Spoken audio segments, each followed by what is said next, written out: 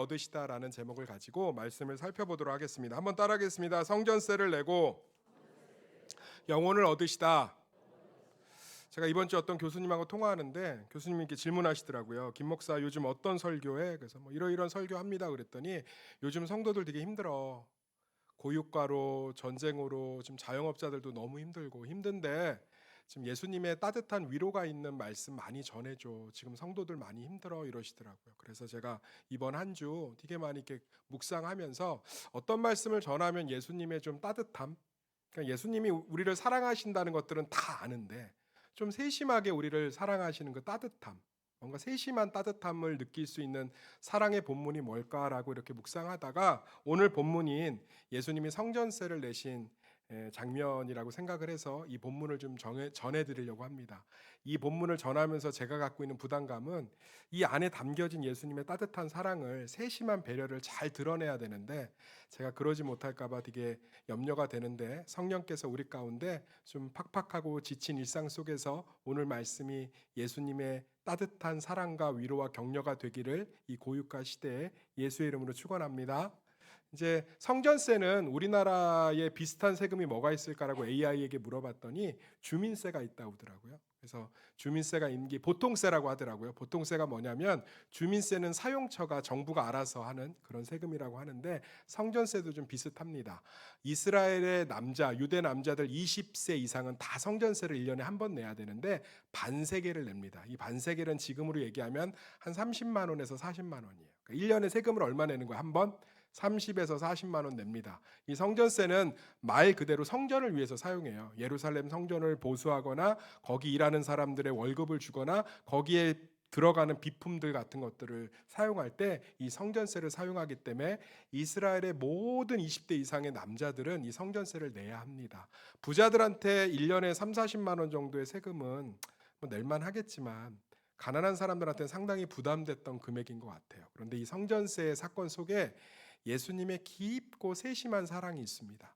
이것들을 오늘 살펴보는 시간이 되기를 예수의 이름으로 축원합니다. 첫 번째로요, 사랑은 논리적이지 않다라고 이야기해주고 있습니다. 한번 따라하겠습니다. 사랑은 논리적이지 않습니다. 우리 25절 말씀 같이 읽어볼까요? 25절 시작. 이르시되 내신다 하고 집에 들어가니 예수께서 먼저 이르시되 시몬아 내 생각은 어떠하냐? 세상 임금들이 누구에게 관세와 국세를 받느냐? 자기 아들에게냐 타인에게냐? 좀 배경을 좀 이해해야 되는데요. 예수님은 공생애를 30살에 시작하셨습니다. 그러니까는 20살 때부터 예수님은 성전세를 내셨을까 안 내셨을까요? 내셨어요. 예수님 성전세를 꾸준히 잘 내셨습니다. 그런데 오늘 가버나움에 들어왔는데 그런데 성전세를 잘 내신 분에게 왜 오늘따라 갑자기 세금 징수하는 사람들이 찾아와서 야 니네 스승 세금 낼 거야? 이렇게 왜 물어봤을까? 배경을 좀 이해해야 됩니다. 예수님이 남부에 있는 예루살렘 부자 도시, 똑똑한 도시, 잘 나가는 도시에서는 좀 무시당했는데 북부에 있는 가버나움, 가난한 도시에서는 슈퍼스타였어요. 가버나움에서 예수님의 인기와 남쪽 예루살렘에서 예수님의 인기는 좀 달랐습니다. 그러니까 우리가 생각하면 민주당이 전라도에서는 환영을 받지만 경상도에서는 환영을 받지 못하고 국민의힘이 전라도에서는 환영을 받지 못하지만 경상도에서는 환영을 받는 것처럼 유대인들도 지역 감정이 남북으로 있었거든요. 예수님은 이 가난하고 소외된 가버나움 북쪽 지역에서는 완전히 슈퍼스타였어요. 그리고 메시아라고 다 인정했고요. 가버나움에서 예수님의 인기는 짱이었어요. 그런데 오늘 예수님이 가버나움으로 들어오시니까 그 성전세를 받는 사람들이 베드로에게 비꼬고 있는 거예요. 조롱하고 있는 겁니다. 야, 네 스승 메시아라며? 성전의 주인이라며? 이 성전 자체라며? 하나님의 아들이라며? 그럼 세금 받을 필요가 없네. 그럼 세금 낼 거야? 그럼 세금을 낸다 그러면 메시아가 아닌 거고, 세금을 안 낸다 그러면 이제 법으로 이제 위반이 되는 거죠. 그러니까 베드로가 기분이 굉장히 상했어요. 왜냐하면 예루살렘에서 무시당하는 건 이해가 된단 말이에요. 거기는 원래 그런 도시니까 잘난 사람들 모여 있으니까. 근데 가버나움에서는 그래도 예수님이 짱이거든요. 가버나움에서는 예수님이 그래도 인정을 받는데 이 세금 받는 사람들이 와서 베드로의 속을 다 긁어놓으니까 베드로가 마음이 많이 상했어요. 그래서 들어왔는데 예수님이 그걸 아셨어요. 25절 이르되 내신다고 들어가니 예수께서 먼저 이르시되, 예수님이 그리고 베드로가 기분 안 좋거나 위로해 주실 땐 꼭 뭐라고 부르냐면 시몬이라고 불러요. 시몬아, 우리 미국의 우리 애슐리 알겠지만 부모가 플레인 부를 때 어떻게 되는 거죠? 그거 엄청 무서운 거예요. 화 난 거예요. 잭 다니엘 헌 뭐 이렇게 하면 이제 큰일 나는 거예요. 대부분 애칭 부르죠. 잭키 뭐 이렇게. 그래서 예수님도 오늘 이 속상한 베드로를 아시고 시몬아 이렇게 부르면서 시몬아 세금을 내야 될까 말아야 될까 이렇게 얘기하면서 베드로의 마음을 이렇게 위로하고 계십니다. 세금을 내실 필요가 없는 분이시죠. 그런데 이 예수님이 세금을 내세요. 그 세금 징수하는 사람들의 마음이 실족치 않기 위해서, 그리고 자기만의 세금을 내시는 게 아니라 한 세겔, 물고기 입에 한 세겔이 들어 있었어요. 아까 성전세는 몇 세겔이라고 그랬죠? 반 세겔. 그러니까 베드로 것까지 한 넉넉히 80만 원 물고기 배에서 꺼내다가 베드로 40만 원, 내 거 40만 원에서 세금 내라. 이렇게 얘기하고 있어요. 이 예수님의 좀 세심한 배려가 좀 느껴지십니까? 거기 있는 자기를 조롱하고 희롱하고 우롱하고 멸시하고 천시하고 비웃는 사람들의 마음까지 헤아리시고 그것 가운데 속상한 베드로까지 헤아리시면서 넉넉히 세금을 물고기 입에서 건져다 주시는 그 예수님의 세심한 사랑, 대단하지 않아요? 이게 이성적으로 납득이 되세요? 예수님도 얘기하잖아요. 베드로에게 묻잖아요. 야, 성전세를 내가 낼 사람이냐 받을 사람이지? 성전의 주인이시잖아요. 그런데 예수님이 내고 계시잖아요. 이 이성으로 이해되세요? 사랑은 이성으로 이해될 수 없는 놀라운 기적인 줄 믿습니다. 예수님이 우리를 논리적으로 대하지 않거든요. 근데 우리는 예수님을 논리적으로 자기를 대할 거라고 생각해요. 우리 자녀들을 논리적으로 대하지 않아요. 우리 자녀들이 좀 잘못하고 실수해도 논리적으로 대하지 않잖아요. 그냥 누가 봐도 그 돈 대주면 안 되거든. 제가 권사님들한테 이번에 권사님 제발 아들 카드값 메꿔주지 말래요. 그럼 막 나한테 얘기해요. 목사님 내가 막 목이 칼이 들어도 이번엔 안 갚아줍니다. 이제 막 뭐 빚을 져갖고 막 뭐 신용 불량자가 되든 나면 이번에 눈 끔찍 안 할 겁니다. 정신 차리더라고. 그리고선 다음 주에 갚아주고 있어. 아니 권사님 신용 불량자 만들어서도 정신 차리게 한다며. 그럼 권사님 뭐라는 줄 아세요? 자식을 안 키워봐서 모른대. 그럼 그걸 어떻게 안 갚아줍니까?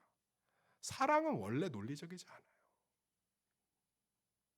남편의 사랑을 부인들이 왜 못 느끼는지 남편들한테 알려드릴까요? 논리적이어서 그래요. 여보나 힘들어 그러면 뭐 다 힘들다느니 왜 힘드냐느니 뭐 힘들다는 구체적 이유를 대보라느니 이러니까 얘기하기 꺼내기가 힘든 거예요. 사랑은 뭐라고요? 논리적이지 않아. 여보 힘들어 그러면 안아주고 울어보세요. 그러면서 주머니에도 20만 원 찔러주면서 논리적이지 않은 거야. 그냥 여보 힘들구나 이거 갖고 먹고 싶은 거 먹어. 그러면 위로받는 거예요. 사랑은 원래가 논리적이지가 않아요. 그 예수님이 우리를 이렇게 사랑하시는 줄 믿습니다. 그러니까 뭐가 내가 사랑받을 짓을 해야 예수님이 축복할 것 같고 내가 뭔가 정성을 다 바쳐야 예수님이 응답할 것 같고 예수님이 뭔가 내가 이쁜 짓이 있어야 나를 받아주실 것 같지만 그렇지 않다는 거예요. 성전세를 받으실 분이 성전세를 내고 계시잖아요. 우리를 정죄하실 수 있는 분이 십자가에서 우리를 용납하셨잖아요. 세상을 심판하실 분이 본인이 심판을 당하셨잖아요. 하늘에서 모든 것을 누리실 분이 인간의 몸을 입고 이 땅에 내려오셨잖아요. 사랑은 논리적일 수가 없어요. 그래서 우리는 우리의 아픔 가운데 예수님의 이 깊고 넓은 사랑이 함께하는 줄 믿습니다. 제가 다큐멘터리를 봤는데 자기를 이렇게 부자로 만들어준 암소예요. 근데 이 암소를 16년 동안 팔지 않고 키웠습니다. 근데 16년 저는 그 다큐멘터리 보고 알았는데 소 생명이 16년이 끝이래요. 그러니까 16년이면 99세 100세인 거야. 다들 근데 소가 이제 늙어서 못 일어나. 그때는 유명한 수의사를 불러와서 진단하니까 수의사가 가만히 보더라고. 그래서 이제 PD가 물어봐요. 아, 왜 치료 안 하냐고 했더니 아니 나 소가 16년 된 건 처음 봐요. 왜요? 10살이면 다 잡아먹죠.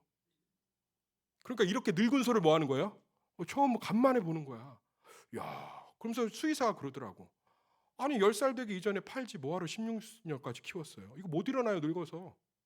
그런데 주인은 그 암소를 끌어안고 울면서 얘기해요. 1년만 더 살아다오. 그러니까 수의사한테 뭐예요? 등심이죠. 근데 주인한테 말고 소를 사랑하니까 논리가 깨지는 거예요. 이건 1년이라도 더 데리고 싶은데 암소인 거죠. 사랑은 논리적이지 않아요. 내가 복받을 짓을 안 해도 하나님이 나와 함께 하시는 줄 믿습니다. 성전세를 내실 필요가 없는 분이 성전세를 내고 계시잖아요. 자기를 조롱하는 세금 징수원들의 마음을 상하지 않게 하기 위해서 또 속상한 베드로를 달래기 위해서 시모나 부르면서 그의 삶을 어루만지고 있잖아요. 사랑하는 성도님들, 이게 우리가 받고 있는 사랑인 줄 믿습니다. 우리가 논리적으로 볼 때 이거는 문제가 해결이 안 될 것 같아요. 우리가 논리적으로 볼 때 이 점수 갖고 우리 아이의 인생은 끝난 것 같아. 우리가 논리적으로 볼 때 이 대출금은 못 갚을 것 같아. 우리가 논리적으로 볼 때 이 상황은 이렇게 안 좋게 갈 거야. 사랑은 논리적이지 않다니까요. 은혜는 논리적이지 않아요. 그렇기 때문에 우리는 예수님의 사랑과 은혜 가운데 우리가 충분히 논리적이고 합리적으로 생각할 수 있는 결과들로부터 자유로울 수 있는 줄 믿습니다. 사랑이 논리적이지 않기 때문에. 할렐루야. 이 놀라운 예수님의 세심한 사랑이 우리 성도들의 삶에 오늘 위로가 되기를 예수의 이름으로 진심으로 축원합니다. 두 번째로요, 진짜 소중한 것을 얻어야 합니다. 한번 따라하겠습니다. 진짜 소중한 것을 얻어야 합니다. 26절에서 27절 같이 읽어볼까요? 시작. 베드로가 이르되 타인에게니이다. 예수께로 이르시되 그렇다면 아들들은 세를 면하리라. 그러나 우리가 그들이 실족하지 않게 하기 위하여 내가 바다에 가서 낚시를 던져 먼저 오르는 고기를 가져 입을 열면 돈 한 세겔을 얻을 것이니 가져다가 나와 너를 위하여 주라 하시니라. 저는 이 장면이 이번 한 주 내내 이해가 잘 안 됐어요. 왜냐하면 베드로의 마음을 위로하신 건 충분히 이해가 돼요. 그죠? 베드로가 속상해하는 걸 위로하시고 베드로의 세금까지 내어주시면서 베드로를 다독이신 건 이해가 돼요. 제자잖아. 근데 세금 징수원들은 예수님을 희롱하고 조롱하고 무시하고 멸시했단 말이야. 니네 스승은 안 내냐? 왜 메시아라고 안 낸대? 그 꼴에 또 뭐 메시아라고 성전세 안 낸대? 예수님 안 내도 돼요. 이미 가버나움에서는 슈퍼스타여갖고 내는 게 오히려 예수님의 자존심이 상하는 거예요. 자기가 메시아라고 이미 가버나움에서는 인정을 받고 있는데 성전세를 내면 얼마나 없어 보여요. 그런데 이 조롱하는 사람들, 예수님을 걸고 넘어지려는 사람들의 마음을 실족치 않게, 원어로 보면 상처받지 않게 하려고 세금을 낸대요. 난 이게 이해가 안 되는 거예요. 난 이게 이해가 안 되는 거예요. 그러니까 합당한 사람들의 마음을 상처 주지 않게 해서, 저는 성도들의 마음에 상처 주지 않게 해서 참는 게 있죠. 근데 그건 성도기 때문에 그래요. 그런데 이 사람들은 예수님의 원수거든요. 예수님을 인정하지 않는 사람들이고 예수님을 걸어 넘어뜨리려고 하는 사람들이에요. 그런데 이 사람들의 마음이 뭐라고 예수님은 이 사람들의 마음이 실족지 않기 위해서 세금을 내고 계실까?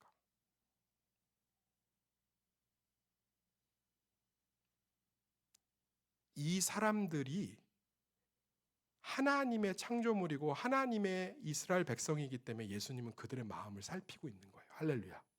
그러니까 자기를 보내신 하나님 아버지의 마음을 알기 때문에 이들의 자기를 조롱하고 희롱하는 이 무지한 영혼들의 마음조차도 상처받지 않게 하고 싶으신 거예요. 우리 삶 가운데 진짜 소중한 건 하나님 아버지의 마음을 얻는 건 줄 믿습니다.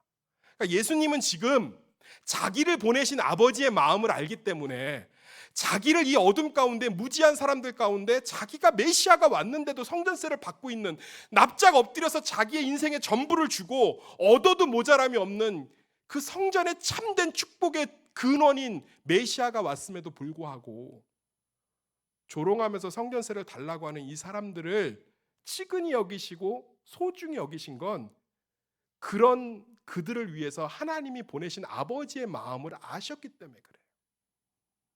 우리가 교회에서 일을 하고 섬기다 보면 상처받을 수도 있고 아플 수도 있어요. 가정을 섬기다 보면 짜증나고 지칠 수도 있어요. 그런데 우리는 그 가운데 하나님 아버지의 마음을 헤아리는 것, 이것이 소중한 건 줄 믿습니다. 하나님 아버지의 마음. 그러니까 예수님은 하나님 아버지를 얻는 것이, 그 하나님 아버지의 마음을 기쁘게 하는 것이 최고의 소중한 것임을 이 성전세 사건을 통해서 이야기하고 있는 거예요. 정말 마태복음 전체에 이 주제가 나와요. 마태복음 21장 42절에 예수께서 이르시되 너희가 성경에 건축자들이 버린 돌이 모퉁이의 머릿돌이 되었나니, 건축자들이, 건축하시는 분 우리 교회도 있잖아요. 쓸모없다고 버린 돌이 코너스톤, 주춧돌이 되어서 건물의 핵심이 된 거예요. 마태복음 13장 44절에 천국은 마치 밭에 감추인 보화 같으니 사람이 이를 발견한 후 숨겨두고 기뻐하며 돌아와서 자기의 소유를 팔아 이 돌밭을 다 사니라. 그 안에 더 큰 보물이 숨겨져 있으니까. 우리 눈에 보기엔 80만 원이 더 소중할 수 있죠. 우리 눈에 보기엔 가버나움에서 예수님의 까오, 내가 그래도 여기서 메시아인데 내가 성전세를 낸다고? 이 까오, 이 예수님의 까오. 목사님 일본어 쓰지 마세요. 이거만큼 잘 표현할 수 있는 게 없어요. 지금 상황은. 예수님의 까오. 이건 성전세 내면 구겨지는 거예요. 자, 우리 한번 여기 봅시다. 자기를 조롱하는 사람들의 마음을 실족하지 않기 위해서 자기의 자존심을 버린다고요? 이건 예수님은 자기를 보내신 하나님 아버지의 마음을 얻고자 하는,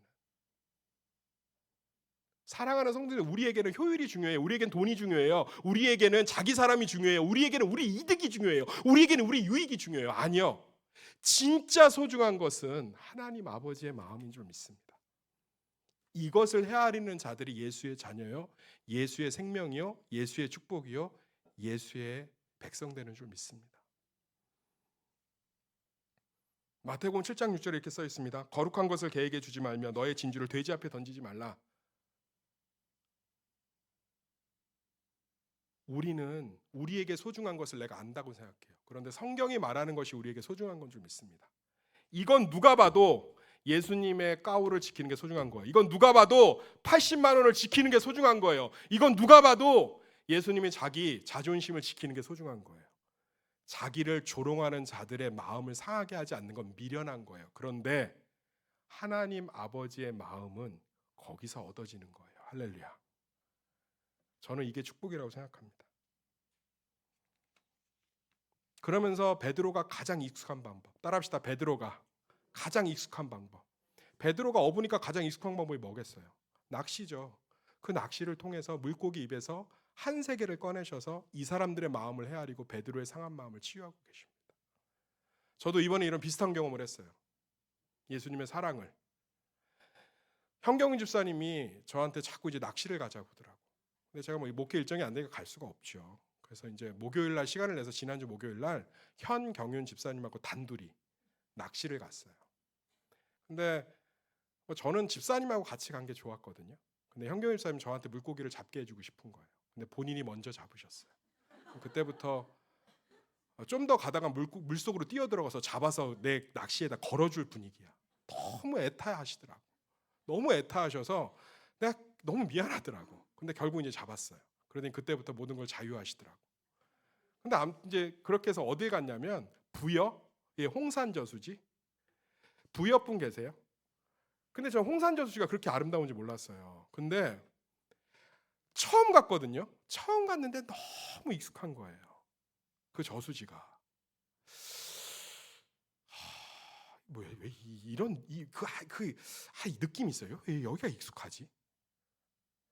왜 여기가 익숙하지? 그래갖고 이제 끝나고 나서 황교안 사님이 밥 먹자고 그래서 읍내에 나와서 그 순댓국집이 유명해서 순댓국을 먹고 있는데 그 순댓국집까지 가는데 대흥식당이라고 오래된 고깃집이 있더라고요. 근데 그것도 너무 익숙한 거예요. 이게 왜 익숙하지? 순댓국을 먹는 내내 제 머릿속에 그 대흥식당이 떠나지가 않는 거예요. 뭔가 굉장히 익숙해요. 그래서 현경희 집사님한테 잠깐 얘기를 하고 제가 뭐 어디 좀 갔다 올게, 커피 좀 사올게라고 얘기를 하고 그 대흥식당으로 갔어요. 그리고 가만히 서서 봤어요. 기억이 나는 거예요. 제가 고등학교 1학년 때 이모부한테 낚시를 처음으로 배웠는데 그게 흥산저수지였던 거예요. 홍산저수지. 그리고 낚시가 끝나고 나서 이모부가 생등심을 그 집에서 사줬는데 태어나 생등심을 처음 먹어봤거든요. 고등학교 1학년 때. 그때 울었어요. 진짜로. 너무 맛있어서. 저희 집이 가난해서 맨날 냉동 삼겹살만 먹었거든요. 근데 생등심이 그날 잊을 수가 없는 거예요. 왜냐하면 인간이 어떻게 이런 고기가 있을 수 있지? 너무너무 맛있었던 집이에요. 근데 항상 그 추억이 있는데 바로 그 식당인 거예요. 그래서 팔짱을 끼고 야 여기였구나. 그러고 있는데 성령이 제 마음에 감동을 주시는 거예요. 그냥 좀 요즘 제가 좀 지쳐 있었거든요. 그냥 너한테 이거 보여주고 싶었어. 그냥 오늘 장면하고 너무 비슷하잖아요. 제가 한 주 동안 묵상했던. 베드로야 속상하지. 우리 안 내도 되는데 가서 네가 낚시로 물고기 잡아다가 네 거하고 내 거 세금 내. 그냥 성령이 제안해. 그냥 김 목사 그냥 여기 한번 보여주고 싶었어. 고깃집 앞에 서서 저도 모르게 눈물이 나는 거예요. 그랬더니 주인 아저씨가 당황해 하더라고. 쟤는 왜 우리 집 앞에 서서 울고 있냐. 그 형경사한테 티를 안 내면 되니까 막 이제 눈물을 닦고 그리고 돌아왔어요. 기적이 일어났어요. 형경사의 밥값을 계산한 거죠. 내가 사기로 했거든요. 하나님 막 연타로 위로해 주시는 거야. 뭐 미치겠는 거야. 아니 내가 살려고 했는데 나쁜 사람 된 것 같더라고. 너무 안 오니까 결제를 하신 것 같아. 네, 뭐 결제했어요. 그래서 뭐하라 그러셨어요. 그날 그냥 좀 뭔가 참 좋았어요. 제가 웬만하면 성도가 운전하면 옆에 잘 안 자거든요. 미안해서. 근데 그날은 그냥 잤어요. 왜냐하면 뭔가 그 하나님이 주시는 세심한 배려. 형경집사에 운전하시니까 주실 복이 있겠다 싶어서 그냥 처음으로 성도가 운전하는데 그냥 코 골면서 잤어요. 그날 참 좋았어요. 고유가에 또 수술도 앞두고 계시고 또 수술의 회복도 잘 안 되시고 자영업도 힘드시고 자녀도 내 맘대로 되지 않는 것 같고 항상 제자리인 것 같고 남들보다 뒤처지는 것 같고 누구는 SK 하이닉스하고 삼성전자로 3, 4천만 원을 벌었는데 나는 고작 해봤자 100만 원도 못 버는 것 같고 그런데 성전세를 왜 안 내냐고 조롱하는 사람들의 마음을 헤아리시고 그 말을 듣고 속이 상한 베드로의 마음을 헤아리셔서 네 거랑 내 거랑 80만 원 같다 40만 원씩 내라. 그것도 낚시라는 베드로가 제일 좋아하는 방법으로 그 예수님의 잔잔하고 세심한 사랑이 좀 힘드시고 팍팍한 우리의 삶에 그렇게 지금도 함께 계심을 그 사실이 위로가 되시기를 진심으로 소망합니다. 기도하겠습니다.